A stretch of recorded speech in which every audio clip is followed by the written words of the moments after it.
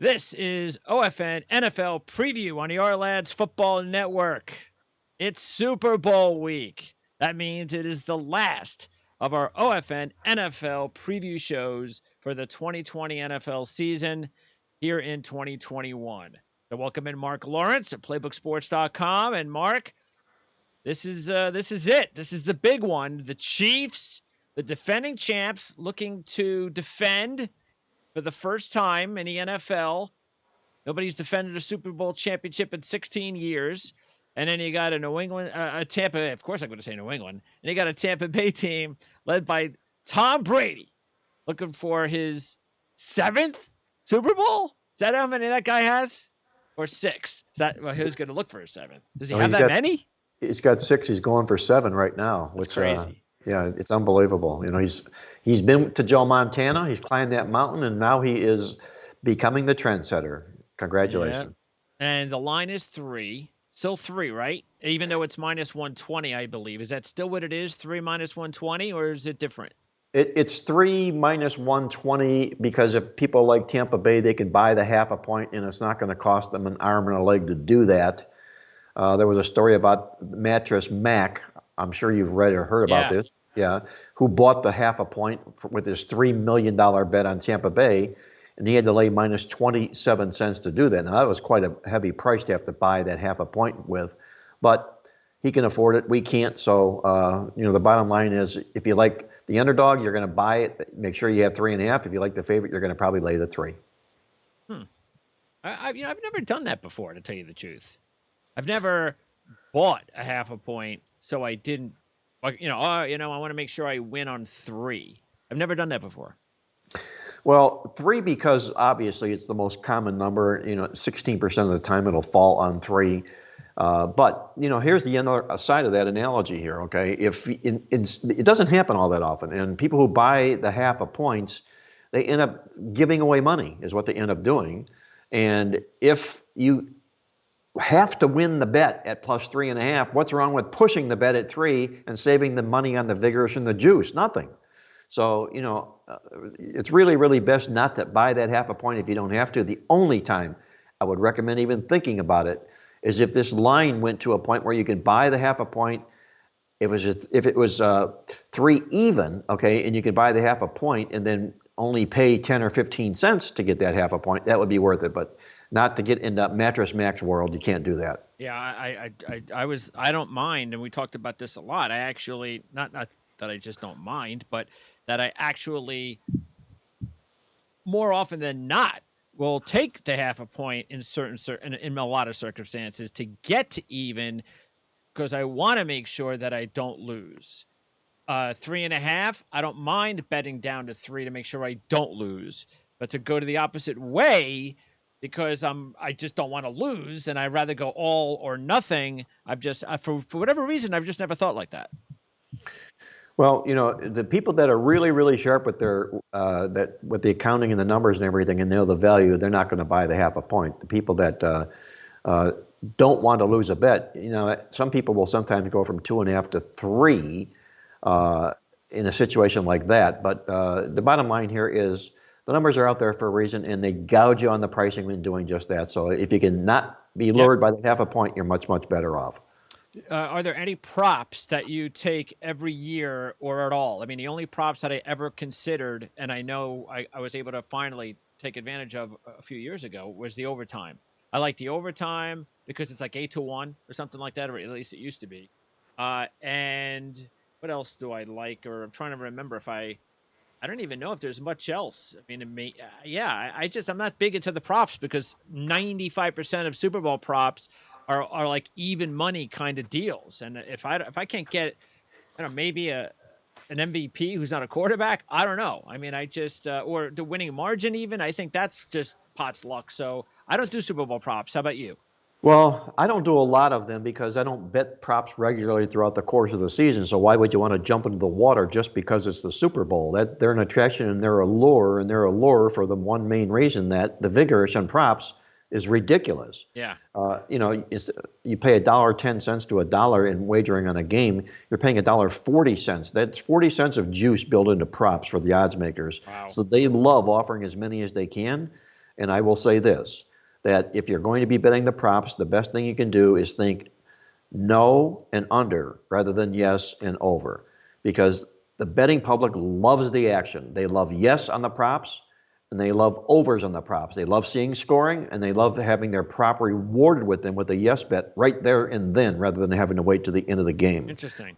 Okay. Yeah, much more value on the no and the unders, or in my case, being a dog lover that I am, looking and ferreting out the underdogs in the props. All right. Now I know we talked about this last time. We talked a couple weeks ago, right after the I think I don't know when we talked. Did we talk after the championship game, or we talked before the championship games? We talked before the championship games. Okay. So I mentioned this to Ryan Dunleavy, and I did a show with him a couple of days ago on the Super Bowl as well. But I talked about this a couple of weeks ago after the championship games. I couldn't believe the line, because my first guess after watching both championship games was Chiefs 6.5 maybe. I wouldn't even be surprised if it was 7. Then I looked at the line and I was like, wow, really? 3.5? And then of course, Ryan was like, well, it's Tom Brady. I was like, yeah, you're right. That's what it is. It's Tom Brady. And that's what it is. Because if you looked at the championship game, you broke down every significant scoring play for the Bucs. It was Tom Brady. I'm just going to chuck it up. And my guys are going to come down with it. That's what it was. Every single point scored, touchdown, was him chucking the ball up and his receivers coming down with it, including the crazy end of the half play, which gets Mike Pettin fired. And you get a Chief team that had been terrible for months. We had been talking about that. They couldn't cover anything. They couldn't win a game by more than 6 points in months. And then the last game they played, the biggest game, was maybe their best game of the year.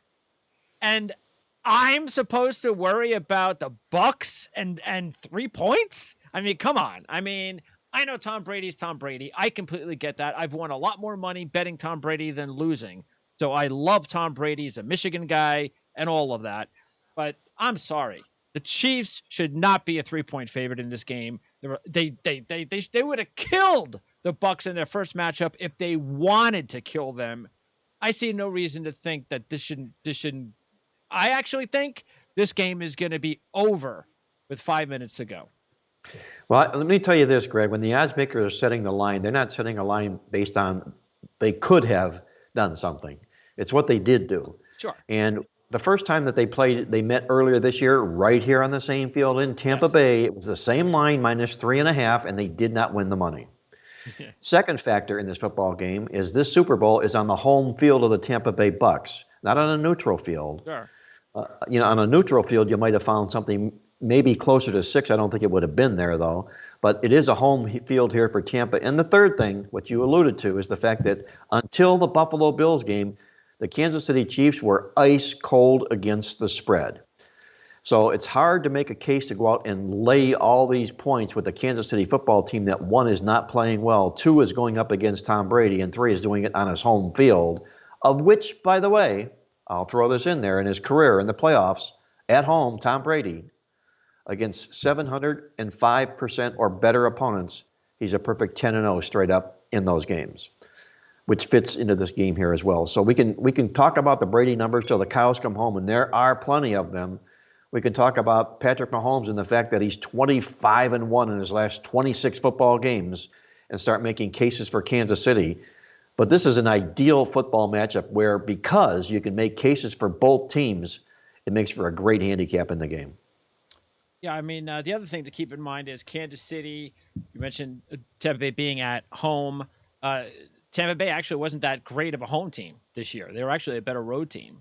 And Kansas City was also a better road team, it seemed like. I mean, they were 8-0 on the road. Yeah, they didn't lose a road game, exactly. Yeah, so, and then let's keep in mind, of course, and look, I know if there's a packed stadium that even though there'll be more Tampa Bay fans, there's still only going to be a certain number because you'll still get Chief fans there and a whole bunch of other fans that just are happy to be there.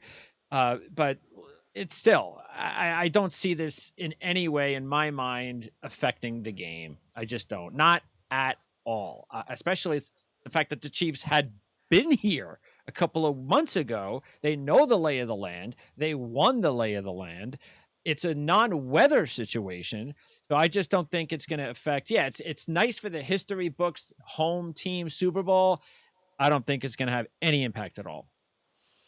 Well, you've got other factors in the football game that you have to look at when you're doing a total encompassing handicap of the game. Number one is common denominators between these two football teams this year. They both each face the same division outside of their conference. So they've had some common opponents that you can put numbers up and measure those numbers. If you take a look, in games, there were a total of 6 common sites between the two teams against those opponents. And in those 6 common game site games, Tampa Bay went 6-0 straight up and 5-1 to the spread. They won the total yards by 428 yards. Kansas City, in those same 6 common games, they won 5 of them, but they only covered the spread 1 time, and they got beat minus 53 net yards in their output. So if you're talking about common opponents in situations like that, you got to check off the box for Tampa Bay in a football game like this. You've also got another aspect to look at the football game of how they fared this year, these teams did, up against other fellow playoff teams of this ilk, if you will. And Kansas City obviously did rather quite well. They beat all 6 of their opponents, went 3-3 to the spread. They won the yards, 1,013 yards. Tampa Bay met 5 playoff opponents this year. They only went 4-5 straight up in ATS, and they got beat minus 83 net yards a game. So if you're talking common on denominators, it's 1 edge to Tampa. If you're talking playoff opponents, it's the edge to Kansas City. So again, I'm going back to the point I made here to begin with there. You can make a handicap for both sides of this football game. So again, look, even though, and part of the reason why I'm going to have the Chiefs winning with 5 minutes to go in the game is because of how they won last year. I think it's very difficult not only to win back to back, but to win back to back in the last minute of the game. It's just very rare. So I think they've learned their lesson. I think that now that they've got their engines charged up again, I think it's going to continue. I think it could have been that way against Cleveland had Mahomes not gotten hurt.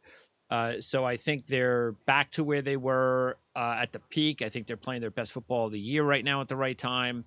They're a championship team. Not a lot of those Bucs players are. Few of them are, but not compared to the Chiefs. The AFC is a much better conference than the NFC. We've known that all season.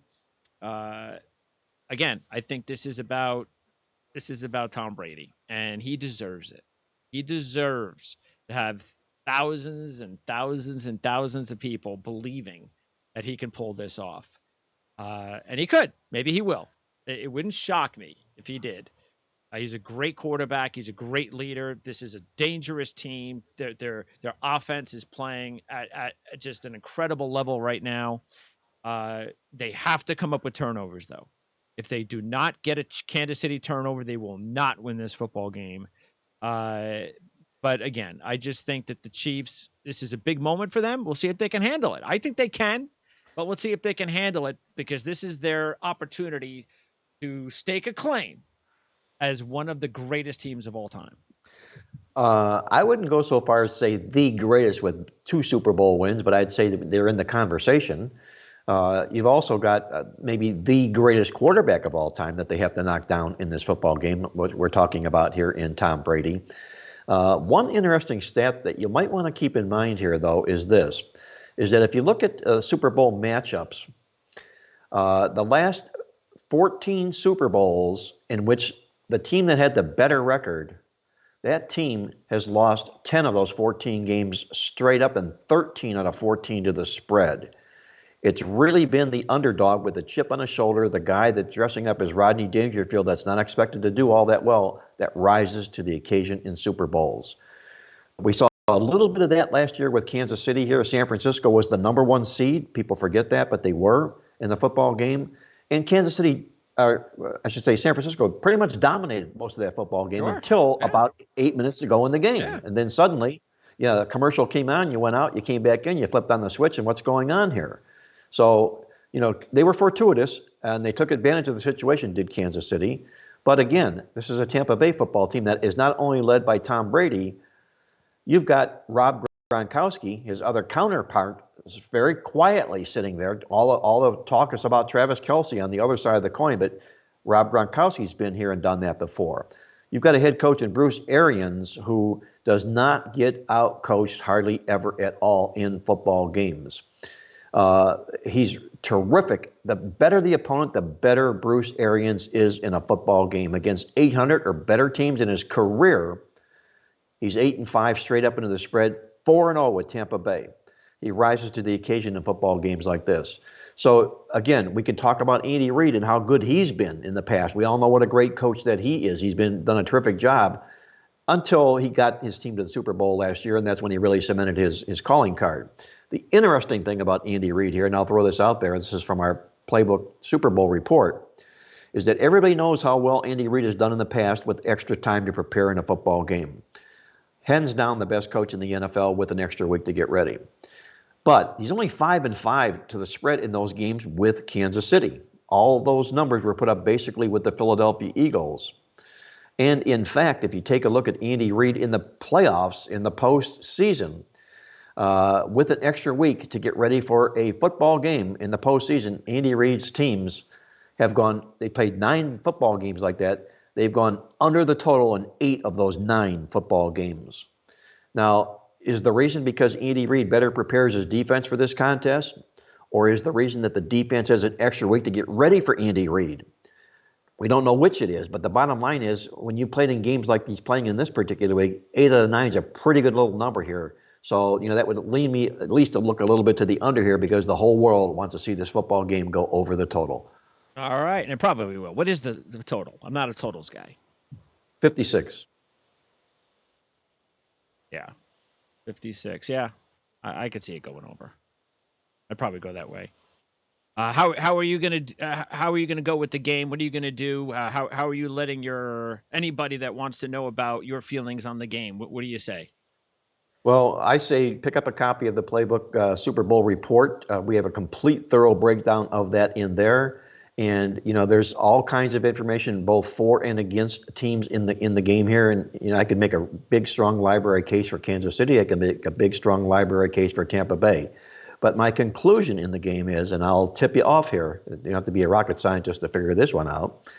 You've got Daddy Goat here in Tom Brady, and you've got the kid in Patrick Mahomes. You don't mess with the GOAT on his turf in games like this. Patrick Mahomes is going to be a Hall of Fame quarterback. There is no question about that. But this number, this half a point, if it's out there at 3.5, that becomes the deciding factor to me in the football game. When the game was at 3, there wasn't a whole lot of interest. At 3.5, I begin to open my eyes and take a deeper look here. So if you can find a good number without having to buy the price, pay all that big juice to do just that, I'd look at the old Daddy Goat in this game in Tom Brady. Mark, appreciate it. It was great having you on for the entire season. This is going to cement the 2020 season, and we'll definitely talk at some point before the 2021 season begins. I'm not sure when that's going to be, but look, playbooksports.com, it's basketball season, so even though it's just killing me to get involved in college basketball, I'm sure there'll be, especially if my Rutgers finds a way in, and that looks good so far, and Michigan, my other team, gets in, then I'll have some sort of a thing going. I hope there'll be some fans for the tournament. So we'll maybe talk some college hoops along the way before we talk again here on the Lads Football Network, probably around August or September. Hey, I look forward to that, Greg. In the meantime, I'm going to wish you the very best of luck. Stay safe, be well, and let's hope the ball bounces your way.